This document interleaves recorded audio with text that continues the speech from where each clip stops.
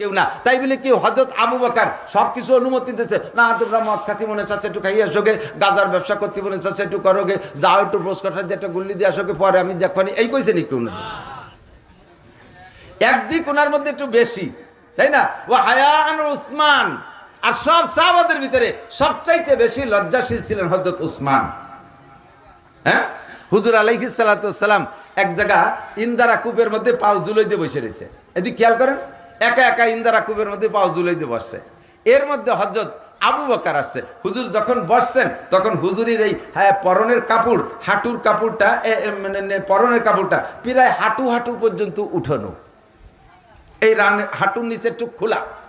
আবু বকর আসছে, হুজুর বলেন দোস্ত বসেন, সে সময় ওইটুক খোলা। এরপরে ওমর আসছে, বলে শ্বশুর আপনিও বসেন। সেই ইন্দারার মধ্যে পাও ঝুলাইতে উনরাও ও দুজনে বইছে। হুজুরের এই হাঁটুর নিচে যে কাপড় এটুক খোলা, এটুক খোলাই রয়েছে। এরপরে যখন উসমান আসছে, হুজুর তাড়াতাড়ি টানি টুনি লুঙ্গি দিয়ে সেই পার টাকনুর উপর পর্যন্ত, সুন্নত পর্যন্ত লুঙ্গি টানিয়ে দিয়েছে। এরপরে একজন আবু বকর বলতেছে, হুজুর আমি আসলাম, ওমর আসলো, তাতে আপনি এই কাপড় সরালেন না। উসমান আসলে এই যে কাপড় টেনে দিলেন। বলছে হায়ান উসমান, উসমানের হলো জম্মের লজ্জা, ও আমার হাঁটুর নিচে টুক দেখলেও আসতো না। তাই বলি কি এই দুজন বেহায়া?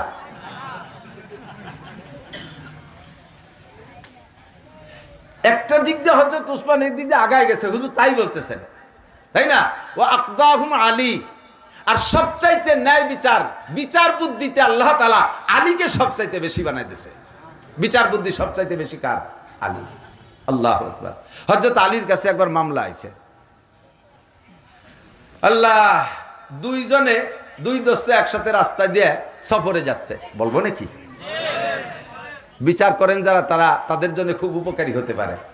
একটু খেয়াল করেন, মাতুব্বার তো আছেন প্রায়, আর কমপক্ষে ঘরের মাতুব্বার তো সবাই, কুল্লুকুম রাইন, বাড়ির মধ্যেই তো মাতুব্বারি ওরা লাগে, বাইরে আপনার কেউ ফাঁসপায়ের দাম না দিলেও বউ সালমে তো দেওয়া লাগে দাম। কাজে বিচার শিখে রাখতে হবে, বহুত উল্টোপাল্টা বিচার আপনারাও করেন। তো দুইজন আইসে হযরত আলীর কাছে, আলীর কাছে খেয়াল করেন, হযরত আলী দুইজনের রাস্তায় দিয়ে হাঁটতেছে, তো দুইজনের ব্যাগে খাবার আছে, তো দুইজনে খানা খাবে বলে দস্তারখান বিছাইয়া দুইজনের ব্যাগের থেকে, একজনের ব্যাগের থেকে 2টা রুটি বের করছে, আর একজনের ব্যাগের থেকে 3 রুটি বের করছে। খেয়াল করছেন? দুইজনে কয় রুটি? 5 রুটি বের করছে। এখন এই 5 রুটি খাবে দুইজনে, কিভাবে খাবে? দুই রেখাইয়ে পরের ডায় অর্ধেক ভাগ করে নেবে। তা না করিয়া উনরা দুইজনে 5 রুটিরে, এক এক রুটিরে 3 ভাগ করছে, তে পাশা 15 টুকরো করছে। কয় টুকরা? 15 টুকরা করছে। এই 15 টুকরো করছে কেন? আগের সিস্টেম ছিল যে 2 রুটি খেয়ে 1 রুটি ভাগ করে খাবে। এর মধ্যে তৃতীয় আর একজন মেহমান এসে উপস্থিত হয়েছে। এখন চিন্তা হলো 3 জনে খাতি গেলি পরে 5 রুটিরে 3 ভাগ করবো কিভাবে? তা তো অসুবিধা হয় না। তাহলে এক এক রুটিরে 3 টুকরা করি, তে বাসা 15 টুকরা, 5 টুকরা করে 3 জনে খাবো। এই 3 রুটিরে তে বাসা 15 টুকরা করে বসে 3 জনে খাইছে, 5 টুকরা করে খাইছে। খাওয়ার পরে ওই লোকটা 5টা টাকা ওনাকে হাত দিয়ে দিয়েছে, দস্তারখানের পর তুইছে যে দোস্ত আমি উপযুক্ত সময় খাবার পাইছি, বিনিময় না, আমি খুশি হইয়া 5টা টাকা দিলাম। এই 5 টাকা দেওয়ার পরে উনি চলে গেছে। এখন এই দুইজনে 5টা ভাগ করবে কি? 5টা তার টুকরো টুকরোরা যায় না। এখন 3 রুটি এলাকায় ইনসাফি বন্টন, আমি রুটি বের করছি 3 খেন, আমি পাবো 3 টাকা, আর তুমি ব্যাগেতে বেরোইছো 2 খেন রুটি, তুমি পাবা 2 টাকা।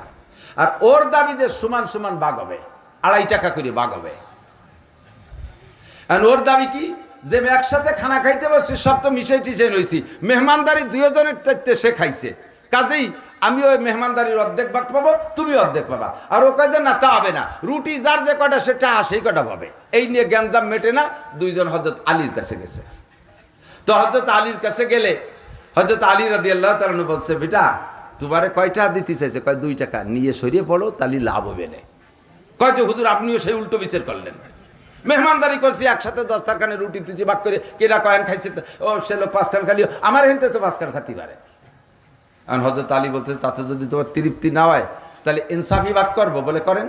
কয় তোমরা কয়খান রুটি ছিল? কয় 5 খান। টুকরা বানাইছো কয়টা? কয় 15টা। কেডা কয়খান খাইছো? কয় আমি 5 খান, সে মেহমান 5 খান, উনি 5 খান। এবার হযরত আলী বলতেছেন যে তোমার রুটি কয়টা?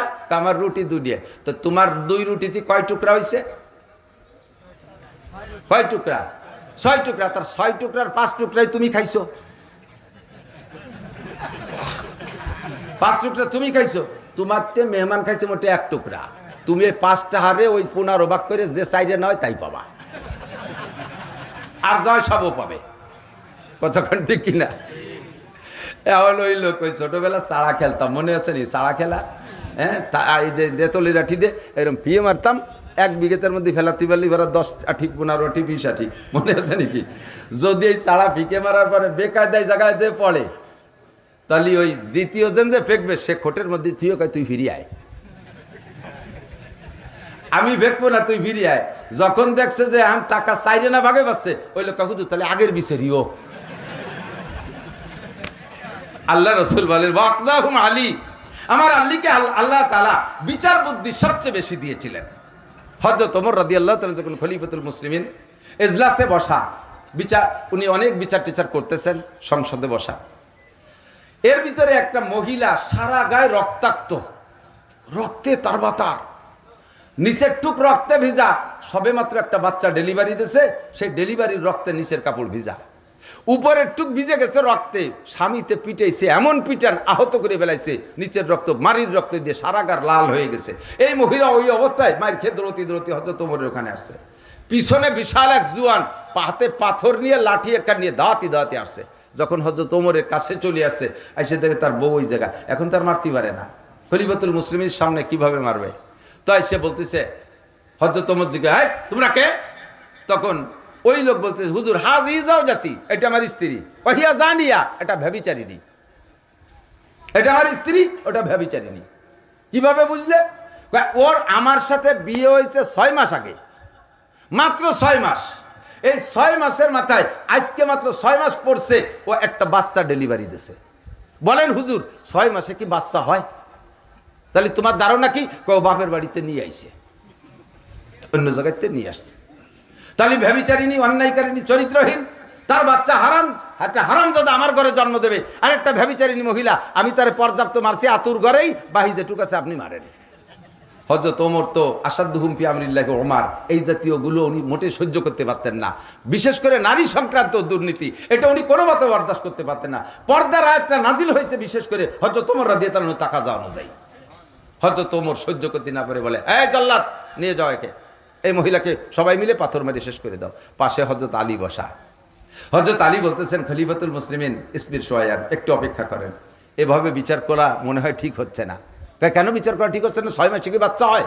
কয় যে আল্লাহ পাক বলছে হয়, আল্লাহ পাক বলছে 6 মাসে বাচ্চা পূর্ণ হয়। কি কও তুমি? আল্লাহ কোন জায়গা কইছে? তখন হযরত আলী আয়াত শুনাই দিলেন, হামলুহু ওয়া ফিসালুহু 30 শাহরা। খেয়াল করতেছেন? ওলামায়ে কিরাম বিশেষ করে খেয়াল করেন। হামলুহু ওয়া ফিসালুহু 30 শাহরা। আপনারা জেনারেল শিক্ষিতরা বুঝবেন না তা না, একের বাংলায় বলতেছি। আয়াতের তরজমা হলো গর্ভ ধারণ করা, হামলুহু গর্ভ ধারণ করা, আর ফিসালুহু বাচ্চাকে দুধ থেকে বিচ্ছিন্ন করে দেওয়া। বুঝছেন? বাচ্চা গর্ভ ধারণ করা, এরপরে বাচ্চাকে জন্মের পরে দুধ থেকে বিচ্ছিন্ন করে দেওয়া, দুইটা কাজ। এই দুইটা মিলে আল্লাহ পাক একবারে টাইম বলছে 30 শাহরা, 30 মাস। কয় মাস? 30 মাস। এখন এই 30 মাসের কিরা গর্ভে কয় মাস ভাগে পাবে, আর দুধ খাওয়ানিতে কয় মাস ভাগে পাবে? এরপরে হযরত আলী আয়াত শুনে দিলেন, ওয়াল ওয়ালিদাতু ইউরদিনা আওলাদাহুন্না হাওলাইনি কামিলাইনি লিমান আরাদা আন ইউতিম্মার রাদাহ। যদি কোনো মা তার বাচ্চাকে দুধ পান করাইতে চায়, তাহলে পূর্ণাঙ্গ 2 বছর দুধ পান করাবে। খেয়াল করছেন? বাচ্চা পেটে নেওয়ার থেকে শুরু করে নিয়ে ডেলিভারির পরে দুধ খাওয়াইয়া বিচ্ছিন্ন করে দিয়া, দুইটা মিলে 30 মাস। এই 30 মাসের ভিতরে আবার বাচ্চারে দুধ খাওয়ানোর টাইম ভাগ করে দিলে 2 বছর, 24 মাস। তাহলে আর থায় কয় মাস?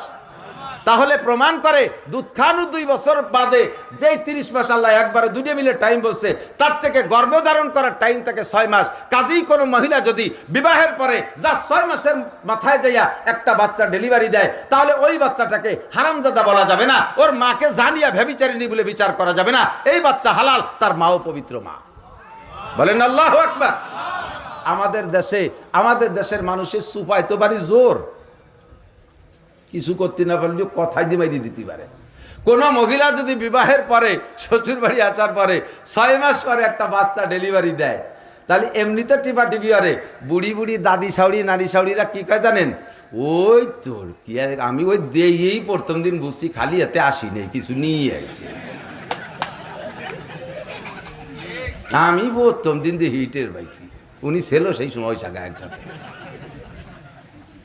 এই কথা বলার সাথে সাথে বুড়ি যদি উপযুক্ত সাক্ষী প্রমাণ পেশ না করতে পারে, ইসলামী স্টেট হইলে সামানিরা জালদা, এইরকম মিথ্যা অপবাদদাতা যারা হবে তাদের 80 ডুরা মারতে হবে, পাছায় তুলে বালো যে ভাষা চাবড়া শুনি বেলায় দিতে হবে।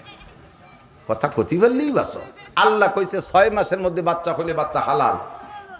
এই কথার পর হযরত ওমর সাইফে গেছে, সাইফে যে কয় লাউলা আলিউল্লাহ লাহলাকা ওমর, আজকে যদি আলী আমার পাশে না থাকতো তাহলে আমি ওমর ধ্বংস হয়ে যেতাম। আমি এই অন্যায় বিচার করছি, আল্লাহর কোরআনের বিচার খেলাপ করছি, কোরআনের খেলাপ বিচার করছি, এতে আমি ধ্বংস হয়ে যেতাম, একটা মানুষ হত্যার কারণে আমি জাহান্নামী হইতাম আলী পাশে না থাকলে। এর জন্য হুজুর বলেন ও আকদাহুম আলী, যে কথা বলতে চাইছি যে এক একজনের এক এক গুণ, হারগুলেরা রঙ্গ বিয়ে দে গারাজ। হযরত আলী রাদিয়াল্লাহু তাআলা খানা খাইতেন একেবারে নরমাল, হযরত উসমান রাদিয়াল্লাহু তাআলা খানা খাইতেন খুব আলিশান, হযরত উসমান খানা খাইতেন খুব আলিশান, হযরত আলী খাইতেন একেবারে নরমাল। খেলাফতকাল তো আলাদা আলাদা। হযরত আলী যখন প্রেসিডেন্ট খলিফাতুল মুসলিমিন, ইরাক তো সেই সময় একটা প্রদেশ, ওই ওনাদের রাষ্ট্রের একটা প্রদেশ ইরাকে আসছেন, তো ইরাকের গভর্নর যে সাহাবা, উনি শুনছে খলিফাতুল মুসলিমিন আসবে, এই জন্যে খুব রাষ্ট্রে আলাদাভাবে সাজাইছে সবগুলো খুব সুন্দর করে। এরপরে হযরত আলী রাদিয়াল্লাহু তাআলা আসছেন, আসার পরে জিজ্ঞেস করছে খলিফাতুল মুসলিমিন দুপুরবেলা কি খাবেন, লাঞ্চ হবে কি দিয়ে? উনি বললেন সেটা তোমার চিন্তা করা লাগবে না, আমার সাথে খানা আছে, প্রয়োজন হয় তুমি আমার সাথে দাওয়াত নিতে পারো। তখন খলিফাতুল মুসলিমিন নিষেধ করছে, তা আর তো বাড়া যাবে না, কথা বাড়াবাড়ি করা যাবে না। উনি আরো প্রাদেশিক গভর্নর, উনি আরো রাষ্ট্রের প্রধান, কাজেই উনি যখন বলছে যে খাবার আমার সাথে নিয়ে আসছি, এসব কথা মাতুব্বারি করা যায় না। তো সাথে সাথে অফিস টফিস পরিদর্শন টর্শন সব কিছু শেষে দুপুরে জোহরের নামাজ পড়ে যখন খানা খাইতে বসছে, কাজে একটা খাস রুমের ভিতরে চলো খানা খাই। খাদেম আছে একজন সাথে, কোনো পাইক পেয়াদা আর 5 খান 20 খান গাড়ি সামনে, পিছনে 20 খান, আমাদের দেশের নেতারা যেভাবে আসে আর কি। তোরণ লাগে কতদিন, ওই ঢাকা থেকে নিয়ে বাড়ি পর্যন্ত তোরণ লাগে, গেট লাগে, এরপরে সামনে 20 খান গাড়ি, পিছনে 20 খান গাড়ি, মাঝখানে এক কালারের কয়েকখান গাড়ি, তার ভিতরে কাঁচের গিলাস হলো কালো, ওর ভিতরে উনি পলায় থাকবে, কোনখানের মধ্যে নেতা আছে টের পাওয়া যাবে না। পুলিশই সামনে দিয়ে কু কু কু কু করতে করতে আসতে তারে থাকবে, রাস্তা সাফ করতে, আগে কম্পিউটার দিয়ে রাস্তা পরিষ্কার করে। হযরত আলী সৌদি মদিনা থেকে ইরাক গেছে, সাথে সাথে একজন খাদেম একটা গোলাম, কোনো কুক পার্টি নাই। 3 জনে খাইতে বসে, গভর্নর, খাদেম আর আলী। এবার বলছে দরজা বন্ধ করে দিয়েছে, প্লেট আছে, জি প্লেট, 3টে প্লেটের ভিতরে পানি ঢাইলা ব্যাগের থেকে বেরোইছে শুকনো 3 দুগুনি 6 খান রুটি পানির মধ্যে ভিজাইছে। শূন্য রুটি তো না ভিজাইলে তো চাবাই কুল পাওয়া যাবে না, ভিজাইছে। সাথে সাথে 4 ডেরে খেজুর দিয়েছে, খেজুরের মধ্যে ভিজাইয়া খেজুরিটারে চটকাইয়া যখন খেজুরি পানিতে মিষ্টি হয়ে গেছে, রুটি মিঠে হয়ে গেছে, এরপরে কয় খান, আমরাও খাই। হযরত আলীও খাইলেন, গোলামও খাইলেন, গভর্নর খাচ্ছে আর চোখ দিয়ে পানি ছেড়ে দিয়েছে, আমার গভর্নরই শেষ। প্রেসিডেন্ট আইসে, সে তার ব্যাগেতে শূন্য রুটি ভিজে খায়, আমি এদেশের কি গভর্নরই করলাম, এ মনে আমারও পরীক্ষা করে শেষ করার জন্য আইসে।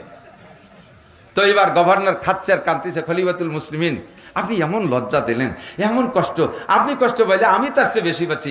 ইরাকে সব কিছু পাওয়া যায়, আর ইরাক অনেক আগের থেকে খুব খুব কি বলা হয় সুসজ্জিত দেশ, এখানে সব কিছু পাওয়া যায়, আপনি একটু অনুমতি দিলে আমি কত আলিশান খানার ব্যবস্থা করতে পারতাম।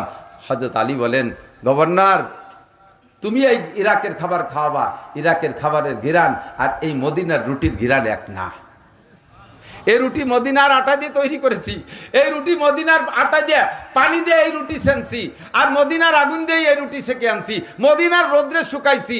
যেই মদিনায় বিশ্বনবী মুহাম্মদ রাসূলুল্লাহ শুয়ে আছেন, এই রুটির মধ্যে মদিনাওয়ালার ঘিরান আছে, এই রুটির পানির মধ্যে মদিনাওয়ালার ঘিরান আছে, এই রুটির খেজুরের সাথে যেটা খাইছি, খেজুর খাইছি, তার মধ্যে মদিনাওয়ালার ঘিরান আছে। তোমার ইরাকের খাবারের ভিতরে ওই ঘিরান নাই, কাজে আমার শুকনো রুটিতে যে মজা, তোমার ইরাকের খানার মধ্যে আমি সে মজা পাবো না। খলিফাতুল মুসলিমিনের বক্তব্যে গভর্নর কাঁদতেছে। গভর্নর খেয়ে বলে জিন্দেগিতে এত মজাদার খানা কোনোদিন খাই নেই। এ হলো হযরত আলীর সাধনা, একে বলে জুহুদ, দুনিয়া ত্যাগ। হযরত উসমান খানা খাইতেন 20 প্রকারের তরকারি নিয়ে, উনিও তো প্রেসিডেন্ট, কোন এলাকায় গেলে ওইভাবে 20-30 প্রকারের তরকারি নিয়ে যাইতেন। কেউ জিজ্ঞেস করলো যে আপনার আগে ওমর, তার পোশাকের অবস্থা এমন ছিল যে সিরা জামা গাইতে মসজিদে নববীতে খলিফাতুল মুসলিমিন, সামনে 6 খান তালি, পিছনে 6 খান তালি, কোনো তালি চামড়া দিয়ে দেওয়া, কোনো তালি সিরা নেকড়া দিয়ে দেওয়া, এই জামা গাইতে খলিফাতুল মুসলিমিন নামাজ পড়ে, আর আপনি উসমান সেই স্থানে তার 3 নম্বর স্থানে বসলেন, আর আপনি এত খানা খান, ঘটনা কি? হযরত উসমান বলে যে খাই নেই সেটা তার ব্যাপার, যে সিরা জামা পরছে সেটা তার ব্যাপার, আমি সিরা জামাও ভরতে পারবো না, আমি না খাইও থাকতে পারবো না। কারণ দুনিয়ায় আসমান থেকে খানা নাজিল হয়, দুনিয়ায় যত খাদ্য আসে কোত্থেকে? রিজিক আসে কোত্থেকে? আসমান থেকে। কুরআন শরীফের আয়াত, অফিস সামাই রিজকুকুম ওয়া মা তুআদুন, আসমান থেকে তোমাদের জন্য রিজিক আসে। তা আসমানের থেকে রিজিক আসে, ওসিলা কিডা? এ ভাই বরযাত্রী যান মাঝে মাঝে, বিয়েতে যারা যায় সাথে ওকে কি কয়? বরযাত্রী না? 500 লোক বরযাত্রী গেছেন, বর যাই নেই সাথে, গেট দিয়ে ঢুকতে দেবে, খাতি দেবে। আবার ওই জায়গার একজনের বিয়ে, তার বিয়ের যাত্রী সবাই রেডি হয়েছে, ও সেই সময় পাট কাটা কাশি একখান বগলে দিয়ে মাঠের দিক যায়। তোর আলো বিয়ে, তা আমরা চাচ্ছি তুই যাবি না? কয় না, আমার পাট কাটতে হবে, মাঝে বাইরে নিয়ে যাও। ওর পাট কাটতে হবে, মাঝে বাইরে নিয়ে যাও। তো ওরে বাদ দে, মাঝে বাই না, মাঝে বার বাপ রে নিলেও মাইয়ে দেবে, এই কজনে ঢুকতে দেবে, খাতি দেবে। তাহলে 500 লোকের জন্য গরু রান্না করছে, বড় এক গরু জবাই দিয়ে রান্না করছে, ওসিলা কে? আল্লাহ। সব জায়গা আল্লাহ ক্ষতি করতে, এ জায়গাও আল্লাহ নেই, আল্লাহ তো পরিবেশক। ওসিলা বর না, ওসিলা বোঝো, কার ওসিলায় খায়? কার দোহাইতে? বরের দোহাইতে না। তো এজন্য বরের ব্যবস্থা বেশি থাকে না যাত্রীদের ব্যবস্থা বেশি থাকে? যাত্রীকে একটু প্লেটে দেয়, কেউরে আড়, কেউরে ডাল, কেউরে পাতলা পানি দিয়ে কোনো মতে বাড়ি সারি দেয়। আর বরের জন্য এত বড় তবলিগির খানসা ভরিয়ে এক কোচড়ি ডেবদে ফিটে বানাইছে 16 প্রকার, ডিম রানছে 5-7 প্রকারের, আস্ত ছাগল একটা জবাই দিয়ে ওর মধ্যে থুয়ে দিচ্ছে, জিব্বে কামড়াই দিয়ে কাইতে রয়েছে, আইডিয়ে শিং শুদ্ধ, মাথা শুদ্ধ উঠে দিয়েছে। এত বড় বড় ডিম, যার এক ডিম পারতে 3 মুরগি লাগে, কোন জায়গাতে জোগাড় হচ্ছে আল্লাহ জানে। এই যে তারা জম্মের গাদান গাদায় দিয়েছে, ঠিক না? কারণ যারও সিলাই, তার জন্যই ব্যবস্থা থাকতে হবে বেশি। হযরত উসমান বলেন, দুনিয়ায় আল্লাহ তাআলা আসমান থেকে যে খানা পরিবেশন করে একমাত্র মোমেনদের উসিলায়। মোমেনরা হলো বর, কাফের, মুশরিক, হিন্দু, বুদ্ধ, খ্রিস্টান, ইহুদ, নাসারা, নাস্তিক, মুরতাদ, বেঈমান, নমরুদ, কারুন, হামান, সাদ্দাত, ফিরাউন, আবু জাহেল, আবু লাহাব, উতবা, সাইবা, ওলীদ ইবনে মুগিরা, ও ডোনাল্ড ট্রাম্প, নেতানিয়াহু, যত কাফের মুশরিক যারাই খায়, বাঘ ভাল্লুক, যত প্রাণী আছে সবাই খায়। ওসিলা হলো বর, হলো মুসলমান, বর হলো মোমেনরা। তাহলে যে মোমেনে না খাইয়ে থাকবে আর ওই যাত্রীরা জম্মের খাবে, আমি পারবো না, আমি খাইয়ে থাকলে খাবে, নালি খাবে না। এই জন্য উসমানকে আমি 20 প্রকারে খাবো ফেরতে করতে।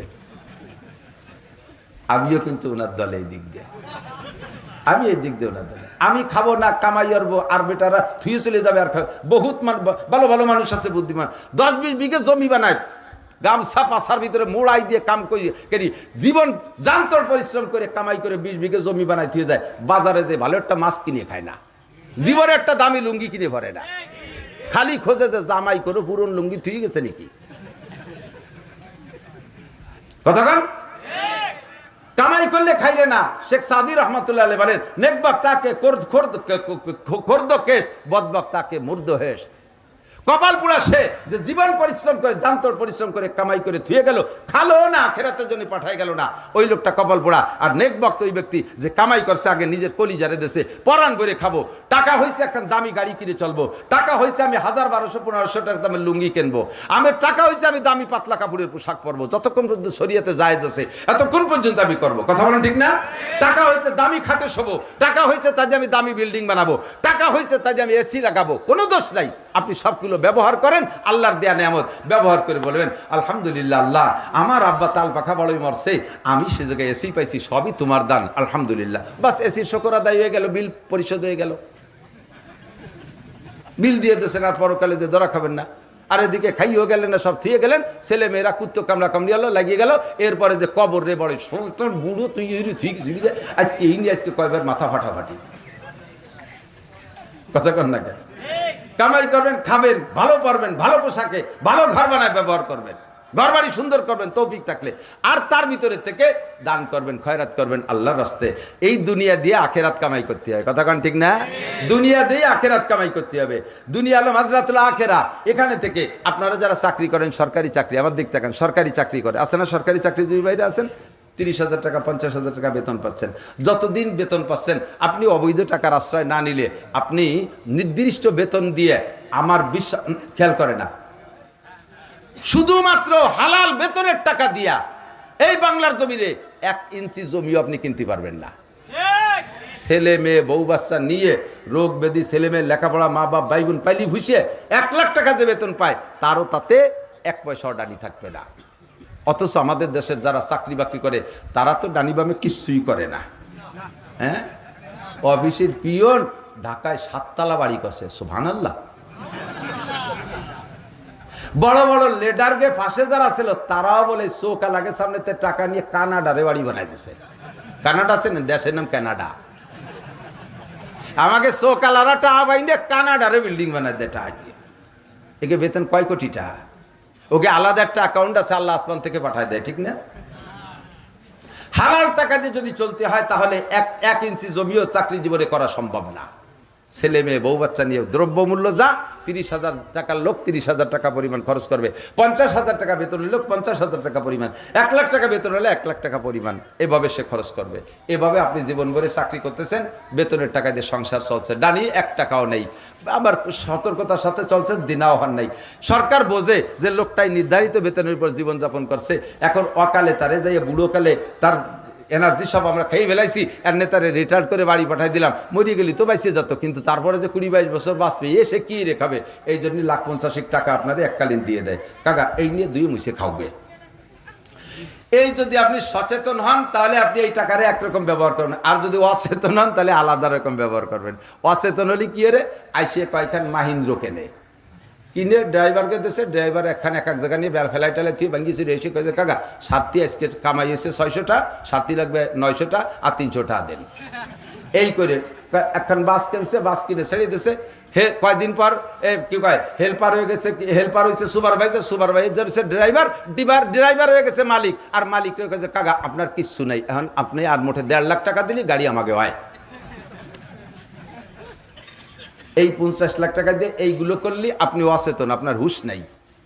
সচেতন কি, 25 লাখ টাকা দিয়ে শহরতলি, এই হামিদপুর টুর আসতে বাসতে, এই জুমজুমপুরের নিচে দিয়ে যেখানে দাম কম আছে, ওই জায়গা একটু জমি কিনবেন 20 লাখ টাকা দিয়ে, আর 30 লাখ টাকা দিয়ে একটা ঘর বানাবেন, 3টে ইউনিট বানাবেন, বিল্ডিং তো হবে না, 3 সেট অল করে সুন্দর করে একটু বানবেন, যাতে 3টে ফ্যামিলিরে ভাড়া দেওয়া যায়। এই 3 ফ্যামিলিরে ভাড়া দিলে শহরে বড় লোক, মানে অফিসার যারা আছে, যারা বড় জায়গায় থাকতে সুযোগ পায় না, এরকম একটু সাইডই পাইলে তারা থাকে। 3 ইউনিট থেকে 3 10-কে 30,000 টাকার মাসে আসবে। ছেলে মেয়েরা যদি আপনার খবরও না নেয়, বুড়োকালে মরা পর্যন্ত এই 3 ইউনিট থেকে 3 10-কে 30,000 টাকা আসলে তাই দিয়ে বুড়ো বুড়ির সংসার জীবন শেষ করতে পারবেন, এর কাছে মুখাপেক্ষি হওয়া লাগবে না। কথাক্ষণ ঠিক না? এটা হলো সচেতন মানুষ। এটা কি সচেতন মানুষ? আল্লাহ পাকও তাই বলেন, নবী পাক তাই বলেন, ইজা মাতাল ইনসানু ইনকাতা আনহু আমালুহু ইল্লা মিন সালাসা। যতদিন বেঁচে আছো, নামাজ পড়তেছো, রোজা রাখতেছো, হজ করতেছো, যাকাত দিছো, জিকির করতেছো, তিলাওয়াত করতেছো, এই ইবাদতের বিনিময়ে আমি আল্লাহ তাআলা আসমান থেকে রিজিকের ব্যবস্থা তোমাদের জন্য করে দিছি, তোমাদের কর্ম হিসেবে বেতন দিচ্ছি, এদের দুনিয়ায় খেয়ে দিয়ে শেষ করতেছো, কিন্তু তোমাদের জন্য রয়েছে পরকালের অনাদি অনন্ত কালের বিশাল শান্তি। যেই জান্নাতের কথা প্রথম বলছি, যার ডেফিনেশন আগে বলছি, এই জান্নাত তোমাকে কামাই করতে হলে আলাদা একটা ইনকাম সোর্স লাগবে, আলাদা একটা ইনকাম সোর্স লাগবে। মরার পরে ইনকাম সোর্স বন্ধ, তোমার বয়স হয়ে গেলে যেমন চাকরির সোর্স বন্ধ, ওইরকম মরার পরে তোমার চাকরির সোর্স বন্ধ। নামাজও পড়তে পারবা না, রোজা রাখতে পারবা না, তিলাওয়াতও করতে পারবা না। কবরে যে নামাজ নাই, কবরে রোজা নাই, কবরে হজ নাই, কবরে যাকাত নাই, কবরে তাবলীগ নাই, কবরে সরমুনাই নাই, কবরে মসজিদ মাদ্রাসা নাই। কথা বলেন আছে? কবরে উড়াকান্দি নাই, কবরে দুর্গা পূজা নাই, কবরে সরস্বতী লক্ষ্মী পূজা নাই, কবরে কোনো গান বাজনা নাই। ও জায়গা ভালো করা যায় না, মন্দ করা যায় না, কিন্তু অনাদি অনন্তকালে জান্নাতের সুখ শান্তি পাইতে হলে তোমার একটা ইনকাম সোর্স দুনিয়ায় খুলে রেখে যাওয়া, এটাই হবে সচেতনতার প্রমাণ। এই 3টে ইউনিট তোমার জন্য রেখেছি। 1 নম্বরে সদকায়ে জারিয়া, 2 নম্বরে আউলমিন ইনতাফাউ বিহি, দ্বীনি ইলম শিখে রেখে যাওয়া, 3 নম্বরে আওলাদিন সালিহিন ইয়াদউলা, নেক সন্তান রেখে যাওয়া। এই 3টে ইউনিট থেকে তোমার আমলনামায় 10,000 করে টাকা আসতে তাহলে থাকবে, কবরে শুয়ে শুয়ে খাতি পারবা। কষ্ট পাইলেন? শ্রোতা যথেষ্ট সচেতন, শ্রোতা আলহামদুলিল্লাহ টের পাইছে যে যখন সৎকায় জারিয়ার কথা কইছে সেদিন কি হবে না, চলো যাই শেষ। এই মাদ্রাসাটা হওয়াতে আপনারা খুশি না বেজার? আমি তো সেদিকে আজকে যাইনি, ছোট ছোট বাচ্চারা যা পারছে ওই ইন্টারভিউয়ের ভিতরে নিলি বহুত বুড়ো শুয়ে পড়বেন বালিশ ছাড়া। আলহামদুসুরের ইন্টারভিউ নিলে গালে ফেলার আইসে শেষে যাবে, ভুলাই ফুলাই উল্টো ওই যে একটা ব্যাংক বইরে কইছেন এক বুড়ো, বুড়ো সাজছে একজন, শুনলেন তো? ওই রকমই পিরাই ওই রকম 80 বছর বয়স, এখনো কলেমা সাইড কলেমা শুদ্ধ হয়ে পড়তে পারে না। আমাকে ওই জায়গায় নড়ালিতে এক জামাত গেছে, সেই জামাতে এক মসজিদই 3 বুড়োরে 3 দিন পর্যন্ত কলেমা শিয়েছে। 3 দিনের দিন ইন্টারভিউ নিয়েছে, কাকা এখন কন, তো বুড়ো কয় লা ইলাহা মুহাম্মাদুর রাসূলুল্লাহ, লা ইলাহা মুহাম্মাদুর রাসূলুল্লাহ। তো আমি সব মিয়া ঠ্যাং একখান কবরে চলে গেছে, চাকা ফাংসার হয়ে গেছে, যে কোনো সময় পড়ি মরতে পারো, এখনো কলেমাটা শুদ্ধ হয়ে পড়তে পারো না। সে লোক হয়তো আমির সাহেবের ধমক দেয়, মিয়া সব জায়গার কলেমা একরকম নাকি? সব জায়গার কলেমা, তোমাকে কলেমা ইল্লাল্লাহ আছে, আমাকে কলেমায় নাই। বইরে যায় তবু কলেমার ভিতরে ইল্লাল্লাহ সেট করতে পারে নাই। আছে না এরকম? আছে না? কতক্ষণ নামাজের 13 ফরজ জানে না, 14টা ওয়াজিব জানে না, 28টা সুন্নাতে মুআক্কাদা জানে না। হাজার হাজার নামাজি মুসলমানের এই দুর্বলতা আছে না নাই? নামাজ ভাঙ্গার কারণ 19টে, কয়জনে কয়টা জানেন কন্ত দেই? এই অকামগুলো নামাজের মধ্যে করতে তালে রয়েছে না, নামাজ পড়তে তালে আছেন। ছোট ছোট বাচ্চারা একেবারে পূর্ণাঙ্গ সঠিক শুদ্ধ করে নামাজ, এমনকি ইমামতিও করার যোগ্যতা তৈরি হয়ে গেছে মাত্র 3 বছরে। আর আদর্শ এরকম সন্তান পাইতে হলে বিকল্প কোনো প্রতিষ্ঠান নাই, বিকল্প প্রতিষ্ঠান নাই। রাগ করেন না, আমরা মাহফিলে যখন ঢুকি 2 প্রকারের ছাত্র আমার সাথে থাকেন, দেখবেন যে চোখের সামনে 2 প্রকারের ছাত্র, উভয় ছাত্র, একটা হাই স্কুলের ছাত্র আর একটা মাদ্রাসার ছাত্র। দুইটার সাক্ষাতে আপনি টের পাবেন কোনটা কোন জগতের। মাদ্রাসার ছাত্রটা এসে সালাম দেয়, আসসালামু আলাইকুম রহমতুল্লাহ, হুজুর কেমন আছেন? হাতে এমন সুন্দর মুসাফা করে, কেমন তুলো দিয়ে ধরছে। এরপরে কয়, হুজুর আমি কি খেদমত করতে পারি? ব্যাগটাকে আমি একটু বয়ে দিতে পারি? হুজুর জুতো জোড়া আমার কাছে দেন। এইভাবে। আর কলেজ হাই স্কুলের ছেলেরা এসে সালাম, সালামের সুরই আলাদা, কেমন যেন বোমা মেরে দিতেছে এই রাকের থেকে। এরপরে হুজুর একটু হ্যান্ডশেক করতাম, হ্যান্ডশেক করবো, হাত দিছি ধরিয়ে খোট্টান দিয়েছে, গুড়াইতে খুলে গেছে। সবগুলো পার্থক্য বোঝা যায়। এই আদব আর আদর্শ এই জায়গা যেমন প্রশিক্ষণ হয়, জগতে আর কোথাও হয় না। কথাক্ষণ ঠিক না? আমার বিশ্বাস কখনো শোনেন নাই, কখনো শোনেন নাই যে মাদ্রাসার ছাত্ররা উস্তাদরে পিটাইছে, এটা শোনেন নাই। কিন্তু হাজারো শুনেছেন স্কুল কলেজের ছাত্ররা তার শিক্ষককে পিটাইছে। শুনছেন কি শোনেন নাই? পার্থক্য এটাই, পার্থক্য এটাই, আর তেমন কিছু না। দেখেন না আজকে যে সেদিনকে শুনলাম এক নেতার দেশে পূজা আর রোজার মধ্যে কোনো পার্থক্য নেই, পূজা আর রোজা একই, কোনো পার্থক্য নাই। হ্যাঁ আসলে পার্থক্য নাই, সামান্য এক জায়গায় একটু পার্থক্য আছে। পূজায় জাহান্নামী আর রোজায় জান্নাতি, একটু পার্থক্য, বেশি না, ইঞ্চি খালি। যাইয়ে দেখিও পূজা আর রোজায় পার্থক্য আছে না নাই? এই এলেম তো তার থাকতে হবে। আপনাদের যে যশোরের সন্তান, কোন গ্রামে বাড়ি আমি শুনিয়েছি নেই, আমার গোপালগঞ্জের ডিসি, এই যশোরই বাড়ি, জনাব কামরুজ্জামান সাহেব, একটা সোনার সন্তান, আপনাদের যশোরকে ধন্য করছে। গোপালগঞ্জ এই মুহূর্তে কোনো ডিসি পোস্টিং নিতে চাই নেই, সাররে দেশে গোপালগঞ্জের এই পাইকারি আওয়ামী লীগরে জয় করে ফেলাইছে। আলে বুলামা পাবলিক সকলে খুশি, স্যারের আরো আগে বদলি হয়ে গেছে, প্রমোশন হয়ে গেছে। আমরা রিকোয়েস্ট করছি, যাইয়া স্যার আর 5টা-6টা মাস থাকা যায় নাকি দেখেন। 50 কিলোমিটার দূরে যাইয়া মকসেদপুর ফজরের নামাজ পড়ে, থাকে রাত্রে গোপালগঞ্জ, ওখানে যে ফজরের নামাজ মাদ্রাসার মসজিদই জামাতে পড়ে। কুটালিপাড়া 30 কিলোমিটার, সেখানে যে ফজরের নামাজ জামাতের সাথে পড়ে। পরিচয় দেয় না যে আমি ডিসি, গাড়ি খান্ডে দড়ি থুইয়ে নামিয়ে পায়ে হেঁটে যায়। এত বড় দাড়িওয়ালা, মাথায় টুপি, দেখতে পারেন আপনি ফেসবুকে গুগলে সার্চ দিলেও পেয়ে যাবেন স্যারকে। কেমন আপনার যশোরের সন্তান।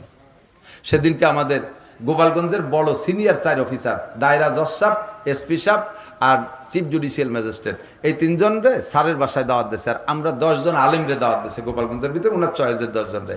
রাত্রে 2-3 ঘন্টা খোঁজ গল্পের পরে, বিভিন্ন ধর্মীয় প্রোগ্রামের আলোচনার পরে, অনেক মসজিদ করছে, আরও কোথায় কোথায় মসজিদ করা দরকার। ওই 7 পাট বলতল পাইকারি হিন্দুর দেশ, ওই জায়গাটা মাদ্রাসা করতে হবে, ওখানে একটা মসজিদ বানাতে হবে, 2 ঘর মুসলমান ওই জায়গা পাঠাতে হবে। কমপক্ষে আজান দিলি তো মাইকে যত দূর যায়, এত দূরই হিন্দুরা হলে তো আজান শুরু, শয়তান ভেঙে যাবে। এই প্ল্যান তৈরি করছে। এই ইত্যাদি প্ল্যান প্রোগ্রামের পরে রাতের বেলা ওনার ঘরে খানা দিছে, ওনার বাসভবনে দস্তারখান বিছাইয়ে ফ্লোরে খানা। মনে হয় দায়রা জজ সাহেব জীবনে আজকেই প্রথম ফ্লোরে বসে দস্তারখানে খাইছে। এসপি সাহেব মনে হয় জীবনে আজই প্রথম খাইছে। ওনাদের বাসায় ডাইনিং টেবিল আছে, আর ডিসি সাহেবের বাসায় ডাইনিং টেবিল নেই। এরকম নেক সন্তান পয়দা হবে এই জায়গায় 3 বছর নুরানি মাদ্রাসায় পড়ার পরে, এরপরে ডাক্তার হবে, ইঞ্জিনিয়ার হবে, বিজ্ঞানী হবে, ডিসি হবে, এসপি হবে, সচিব হবে, যাই হবে না কেন এইরকম মানুষ তৈরি হবে। কথা কন? আর যার জীবনের শুরুতে তারা কোরআন খাওয়াই দেন নাই, জীবনের শুরুতে কোরআন খাওয়াই দেন নাই, যাই দল ধরে জাগ ধরে প্রাইমারি শিক্ষকরা এই পুলাপান 4-5 গুলোর গাড়িতে ভরে নিয়ে শিক্ষা সফরে যায়। কোন জায়গা? রবি ঠাউরির মাজার জিয়ারত করতে। কুষ্টিয়ার রবি ঠাউরির মাজার জিয়ারত করতে নিয়েছে। ও জায়গা যে কি শেখ ওই মুসলমানের পোলাপান গুলো। কতক্ষণ নীলি সদস্যের ওখানে নাও, হাটাদারি মাদ্রাসায় নাও, পটিয়া মাদ্রাসায় নাও, এইটুকু ভালো জায়গা ধর্মীয় প্রোগ্রাম যেখানে চরমুনাইর ময়দানে নিয়ে যাই। ওঠো, চলো আমরা শিক্ষা সফরে যাই। হক্কানি উলামায়ে কেরামের সোহবত পাইলে কিছুক্ষণের জন্য হলেও বাচ্চাগুলোর ভিতরে একটা পরিবর্তন আসবে।